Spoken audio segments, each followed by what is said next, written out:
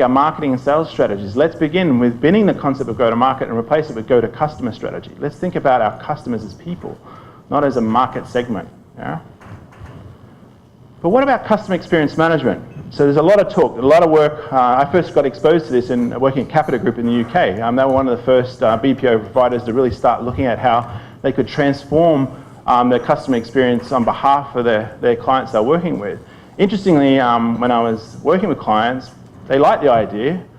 This is pre-2008, but when they realized there was going to be a cost involved in doing it, they weren't interested. Yeah, back then, pre-2008, it was all about taking the cost out. That's all BPO was about. CFO just wanted to offload as much cost as he could, and he wanted to offload all the problem to someone else. Yeah? And again, that was a real eye-opener for me back then. But 2008, something happened. The world went sideways in terms of the financial meltdown. Businesses were starting to be exposed by this changing behavior that was occurring in terms of customers who were becoming more demanding. You must have heard the statistic that over 40 to 50% of the Fortune 500 companies that were in business in 2000 are no longer in business. So I argue a lot of those companies fell to the wayside because they lost focus. They lost what their business was all about, that it was about people and employees. But before we go into customer experience management, what is customer experience? I'm going to define it first of all using Gartner. I'm going to go to them. They define it as the customer's perceptions and related feelings caused by one-off and cumulative effect of interactions with suppliers, employees, systems, channels, or products. My definition is, it's the aggregated memories of every touch we have with a brand. I'm going to use a banking analogy. Yeah? So every time I touch a bank, okay, an experience is created. Either positive, negative, or neutral. Yeah? So every positive one's a deposit. Every negative one's a withdrawal. At the time when I decide I need to take out a home loan or a car loan, that's when the positives will come into play. You know, has the overall experience been good? Yes, okay, there's a higher propensity for me, therefore, to engage with that bank and actually transact the business with them. Yeah? Customer experience management, again, Gartner defined it as the practice of designing and reacting to customer interactions to meet or exceed customer expectations to increase customer satisfaction, loyalty, and advocacy. Again, very wordy. So I simply put it, it's about delivering a consistent customer experience across the entire enterprise. This is sales, marketing, service, HR, finance, logistics, supply chain. It's your ecosystem. It's not one department. Actually, I would argue customer experience is ultimately owned by the CEO and the employees. Marketing, in my view, also is should be taking a more leadership position around helping orchestrate that inside of enterprises. But no one owns it other than the CEO and the employees. Yeah? PM plus PK equals T. There's one thing that unites all of us, irrespective of if we're the private or public sector. It's the promises we make. The promises we make to our employees, to our customers, to our suppliers. And the more promises we make and the more promises we keep, the trust is built. Yeah? And again, it's as simple as that. If we're making promises to our customers and we're delivering on those promises, we're building trust, we're building credibility.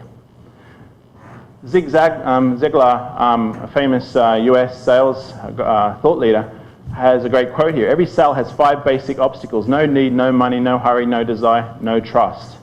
For me, the last one's absolutely critical because that's where you move from a transactional relationship. Yeah, if you have no trust, it's all about the dollars. Yeah, how much is the unit price? If you have trust, then you can charge a 40% premium. Think Apple. Yeah, Apple makes huge margins, and it did so all the way through the last 5-6 years when the rest of the world was suffering. Why? Because it built trust with its customer base. A question I often get asked is, what about CRM? So how does CRM and customer experience management fit? Yeah, so let's tackle the challenge CRM. If I talk about CRM to a lot of executives, and personally, what I remember is I had IT people and vendors come to me promising to deliver me a world-class platform. No problem. We'll deliver you a CRM system, and all the arrows are going to go up in terms of revenue, and costs are going to go down. Reality is what I got delivered was complexity. I got systems that were really difficult for me to work with. Yeah, as a sales guy, a humble sales guy on the road, all I wanted to do, I wanted to use the technology. I've always used CRM, but I often had to work hard for it to actually give me something back. As a result, we got a lot of frustrations. And more importantly, there's a lot of legacy issues out there. So if you talk to a lot of CFOs that wrote $2, $3, $4, $5, $10 million checks 10 years ago, they're a bit hesitant to write the same check again, yeah? Because of the complexity they've had.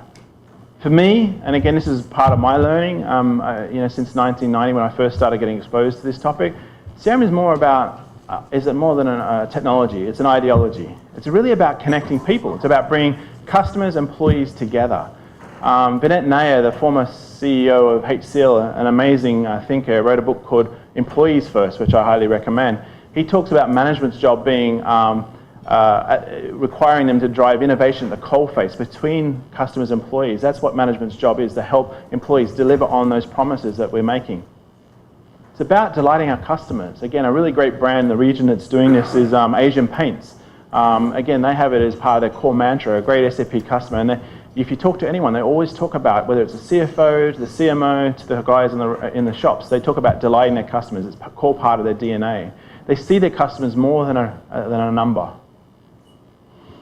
They see customers and ultimately the employees that serve them as their most valuable assets. Yeah? I often had fun talking to CEOs or senior executives and saying, oh, what's your most important assets, valuable assets? I'll talk about their intellectual property, their manufacturing, their supply chain. But the reality is it's actually their employees and customers. That's what differentiates the great brands from the not so great brands. Brian Solis, again, he argues here it's our obligation to study and how, where, and why customers are connecting and how they're making and influencing decisions. Great research out of Leeds, I found quite amazing, Leeds University. It takes a mere 5% of informed individuals to influence the direction of a crowd of up to 200 people. Yeah? 5%. So think Evan. Yeah? Evan's influencing on a larger scale. He's influencing my kids in terms of what they want to buy.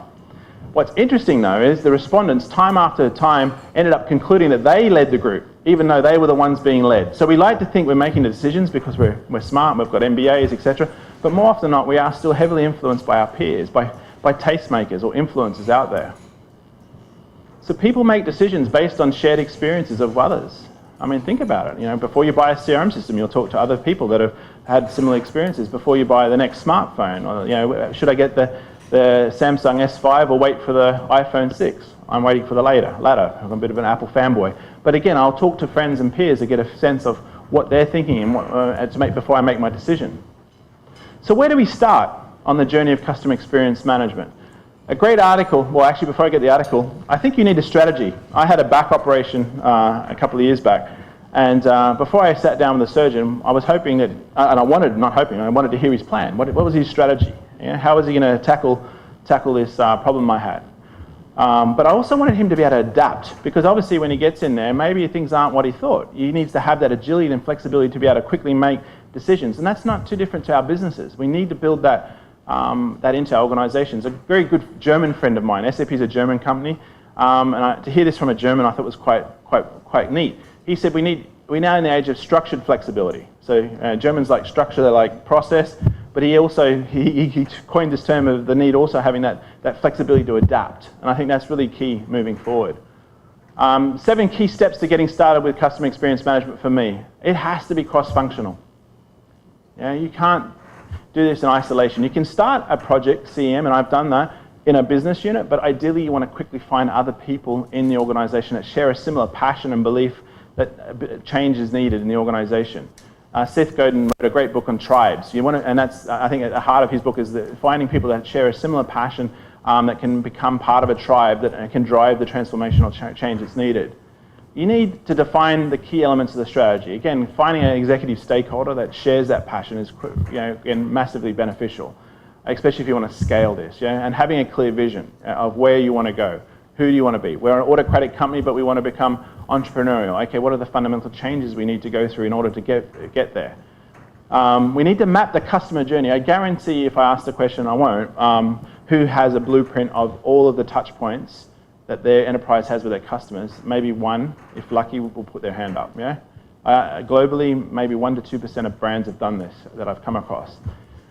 Gartner estimates on average we have 800 touch points for a medium to large enterprise company. Aviva Life Insurance in Shanghai, in China, I met with one of the ladies there recently. They ran a customer journey mapping exercise for life insurance. They came up with 1,200 touch points.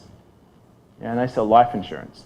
So the reality is there's a lot of touches we're having, and we need to understand what are the critical ones, what are those moments in truth for those touches, which are the ones that are the key ones that we need to be aware of.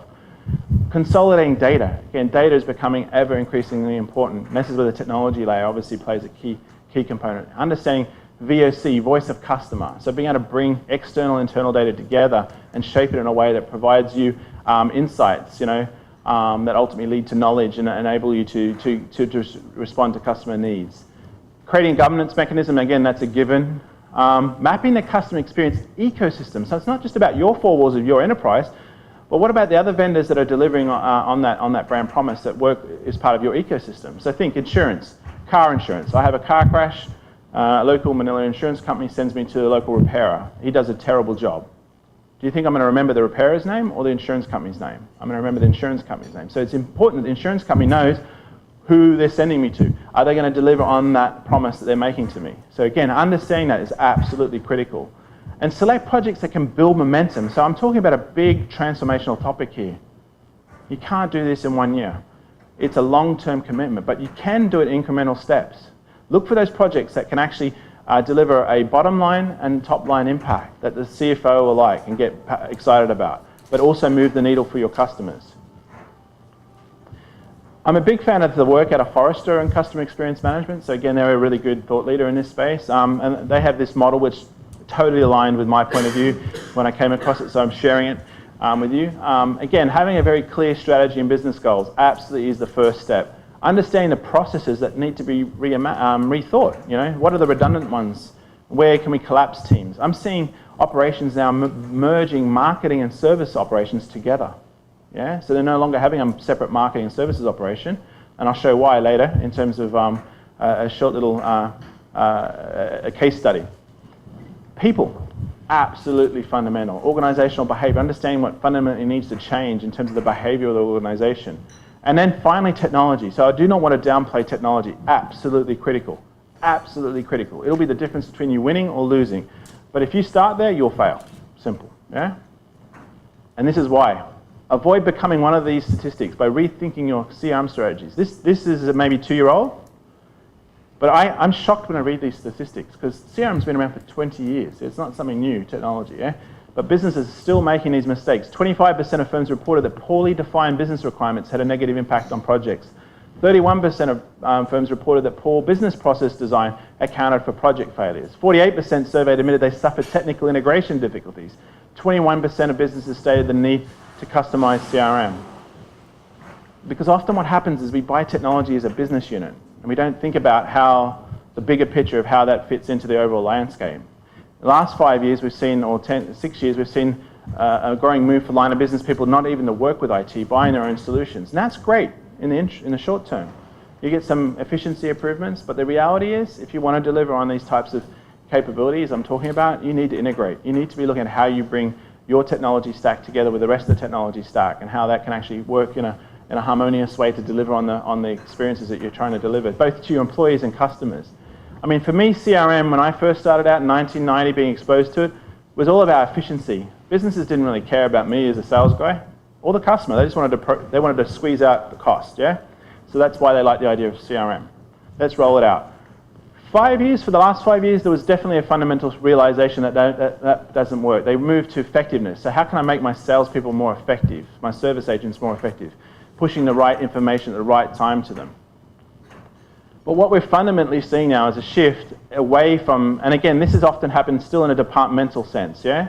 So it's still inside out. What we're now seeing is a shift to customer engagement, a real understanding of how you can change the game by looking at an enterprise-wide engagement. What is that journey of my customers going through, and what are the technology stacks that play a role in that? For me, CRM is more than sales, service, and marketing. It's logistics, it's supply chain, it's billing, it's understanding all of those key components that play a key role in delivering the product as you promised, or the service you promised, or on the time, at the price you promised. CFOs often want to know, well, yeah, this all sounds great, but show me the money. Is this just marketing fluff? Well, again, Forrester have a great customer experience management index.